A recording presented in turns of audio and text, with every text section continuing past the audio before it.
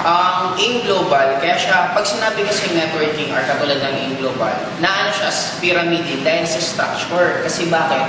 Kung i-analyze mo sa binary na income ng AIM Global, toto, nag-recruit ka ng dalawa. Okay? Yung dalawa mo, nag-recruit din ng tigda-dalawa. Kaya siya natawag na pyramiding. Bakit? Ang structure niya is pyramid. Pero kung i-analyze mo, lahat naman ng organization is pyramiding. Bakit? Sabihin mo na lang, imagine mo na lang to sa Armed Forces of the Philippines. This is the general, this is the colonel, this is the major. In short, pyramid din siya. School, principal, teacher, students.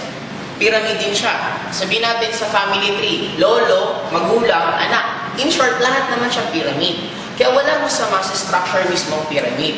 Ang nangyayari lang na masasabi mong pyramiding ang isang networking company, the moment nag-join ka, at yung pera mo binalik is hindi value for money, yun ang nangyayaring pyramiding. In short, parang nagbayad ka ng pera, para lang dahil sa pwede kang kumita sa mga re-recruitin mo, yun ang tinatawag na pyramiding. Pero the moment nag-join ka sa isang networking company, kung magkano yung binayad mo, halos binalik din yung halaga, automatic, hindi na yun pyramiding. And ang AIM Global mismo, talagang lumagpas na kami sa pwede mong masabing pyramiding. Bakit? Approve mismo kami ng DSAP. Pwede mo siyang i-search sa YouTube, Direct Selling Association of the Philippines. In short, ito yung isa na inaaralan nila sa networking company kung talagang tatagal siya at talagang maganda kung well compensated yung mga distributor.